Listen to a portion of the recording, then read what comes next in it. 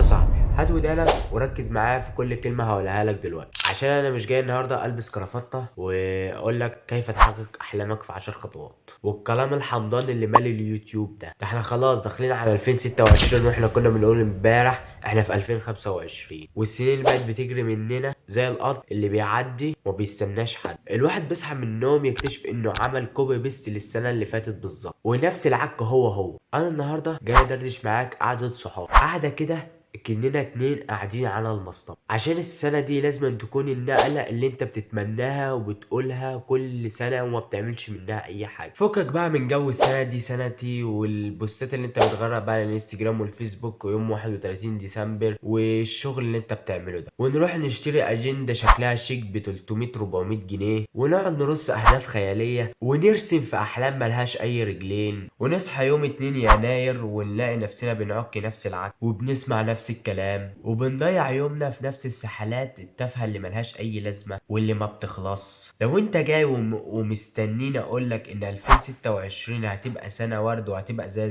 سنة زي الفل، فاحسن لك تقفل الفيديو. انا جاي اقولك في الواقع اللي انت بتهرب منه وبنلبس بسببه في الحيط. عارف ايه اللي بيحصل ليلة رأس السنة؟ بنبقى سكرانين وبنبقى نشوة البدايات عندنا مرتفعة جدا، دماغك بتشتغل اشتغالات كبيرة وبتفرز هرمونات تخليك تحس انك بطل العالم لمجرد انت كتبت اهدافك على الورقة. بنحط خطط وهمية، هتعلم الماني، هنزل الجيم، هعمل فورمة الساحل، وهعمل مليون جنيه من الهوا وكل الكلام التافه. وفي الحقيقة الخطط دي بتبقى مجرد مسكنات بنهدي بيها ضميرنا عشان نهرب من وجع فشل السنة اللي فاتت. 2026 مش محتاجة اهداف شكلها حلو في الستوري عشان الناس تقول عليك عاش يا وحش، محتاجة قرارات طعمها مر في الحقيقة ومحدش شايفها غيرك وانت قاعد في الأوضة بالليل. محتاجة انك تعترف قدام المراية وتصارح بنفسك وتقول انا قصرت وانا كنت بتدلع، وان العيب ما كانش في الحظ ولا في الظروف، العيب في السيستم البايظ اللي انت ماشي بيه طول السنة. وعشان نكونوا بني ادمين بجد وبدون تنظير وقرف، الفلوس مش كل حاجة. الفلوس مش بتشتري راحة البال خالص ولا بتشتري لمتنا الحلوة مع اهلنا وصحابنا الجدعان. بس خليني اقولك اللي محدش بيرضى يقوله وش كده عشان مفيش حد يزعل. قلة الفلوس هي اللي بتسرق منك راحة البال، وهي اللي بتخليك مش عارف تستمتع بلمة اهلك، ولان بالك مشغول بالديون وهجيب مصاريف بكرة منين وهتتصرف ازاي لو حد تعب فجأة لا قدر الله. في 2026 بقى احنا مش عايزين نبقى عبيد للقرش ننهج وراه لحد ما ننسى شكلنا وننسى اصلنا، بس عايزين نكون اسياد لقرارنا. خليك عارف ان الفلوس وسيلة عشان تعيش بكرامتك ومزاجك، عشان مثلا لو حد صاحبك وقع في مشكلة ولا حاجة تقدر تسنده مش بس بكلمتين حلوين، بالفلوس كمان، عشان الفلوس امان ومحدش بيعرف يرتاح في الدنيا دي غير اما يكون آمن. بس خلي بالك في فخ بنقع فيه كلنا وهو فخ المقارنة. بتقعد تسكرول في الموبايل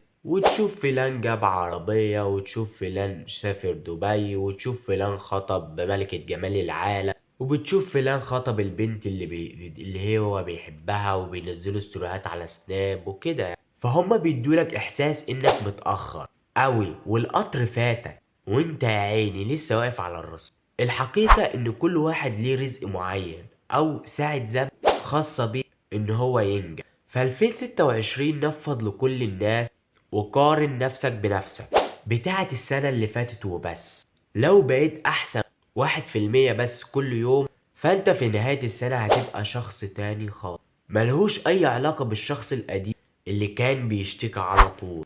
المجهود الصغير اللي انت بتعمله ومش شايف منه اي نتيجة خالص هو ده بعد كده اللي بيبني الجبل. بلاش تستعجل حصد الثمار.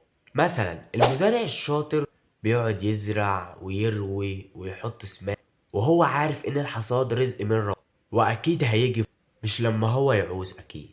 لازم تفهم حاجة، احنا بشر يا جماعة بنزهق ونمل وبنحب ننقل ونقضيها سكرول بالساعات على فيديوهات ملهاش اي علاقة بينا او ملهاش اي لازمة او مش هتفيدنا بحاجة.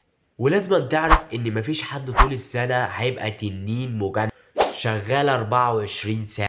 انا نفسي بيعدي عليا ايام ببقى عايز ارمي الموبايل في اقرب ترعة وانام وما اكلمش اي مخلوق ولا عايز اعمل فيديوهات. وده عادي جدا. على النظام البشري الأصح هو اللي بيسمح لك تقع، بس بيعلمك تقوم بسرعة، وما تبقاش قاسي على نفسك بزيادة وتجلد ذاتك. ولو عكيت أسبوع أو بوظت جدول يومك فاعتبره يوم اجازة وانت بوظته عادي. المهم انك ما تخليش اليوم او الاسبوع البايظ يجر وراه سنة كاملة بايظة. لم الدور بسرعة وارجع وراجع تاني. اسبوعك او خطتك لازما تسعى، والنتيجة بتاعت ربنا واحدة، وخليك عارف ان ربنا ما بيضيعش مجهود حد. تعال نتكلم في الدوامة، وهي دوامة المماطلة. مثلا بنقول هنبدأ من يوم السبت، والسبت يجي ونقول هنبدأ من أول الشهر عشان هتبقى بداية حلوة، ويجي أول الشهر وما تعملش حاجة. برضه المماطلة بتسرق وقتك وبتسرق عمرك، وانت واقف بتتفرج ومبسوط. في 2026 عايزك تحط شعار، وهي ابدأ بالمتاح أو اللي موجود عندك. مثلا لو مش عارف تروح جيم غالي، اتمشى نص ساعة في الشارع أو انزل واطلع السلم. مثال آخر، ولو مش معاك مثلا كورس يوتيوب تمنه غالي وكمان الكورس ده مليان كنوز، فهتلاقي أكيد ناس كتير بتشرح المعلومات دي بشكل مجاني، سواء بالإنجليزي أو بالعربي.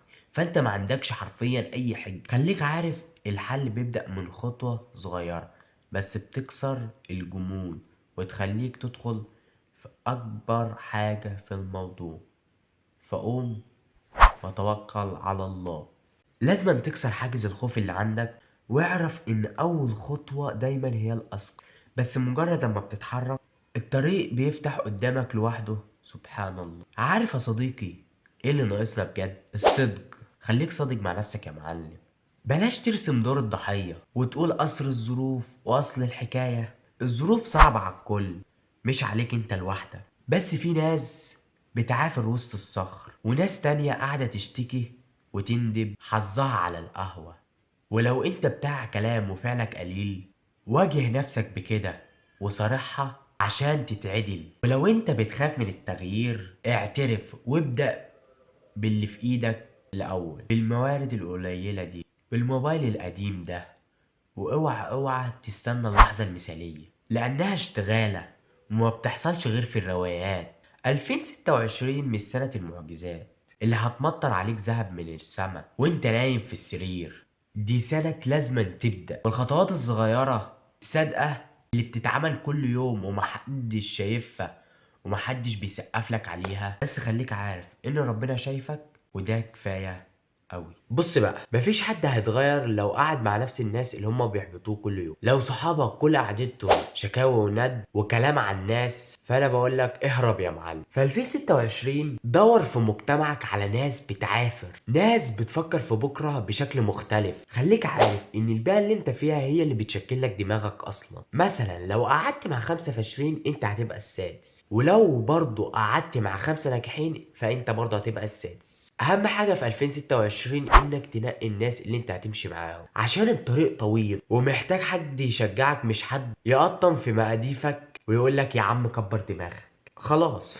القعدة خلص والكلام خلص وجه وقت الفعل. انا مش هقولك سنة سعيدة، هقولك سنة قوية بإذن الله، وسنة عافية، وسنة مجهود. انا عايزك تخلص الفيديو ده وتقفل الموبايل خالص لمدة ساعة واحدة، تقعد فيها مع نفسك بجد بعيد عن اي دوشة، وتكتب حاجة واحدة بس، حاجة واحدة حقيقية وصادقة، وهتعملها مش عشان توريها للناس في الستوري وتجيب لايكات. حاجة عشان نفسك انت، وعشان مستقبلك، وعشان النسخة اللي عايز تكونها بجد. انزل دلوقتي في الكومنتات وقول لي بجد ايه اكتر حاجة ندمان عليها انك ضيعتها في 2025، وناوي تبدأ تغيرها من امتى. انا هقرأ كل كومنتاتكم وهدردش معاكم واحد واحد، ويلا نتوكل على الله ونخلي 2026 هي البداية بجد. اشوفكم على خير في القمة، ربنا يوفقنا جميعا. لو استفدت من الحلقة دي ما تنساش تعمل لايك وشير واشتراك في القناة، وسلام يا صاحبي.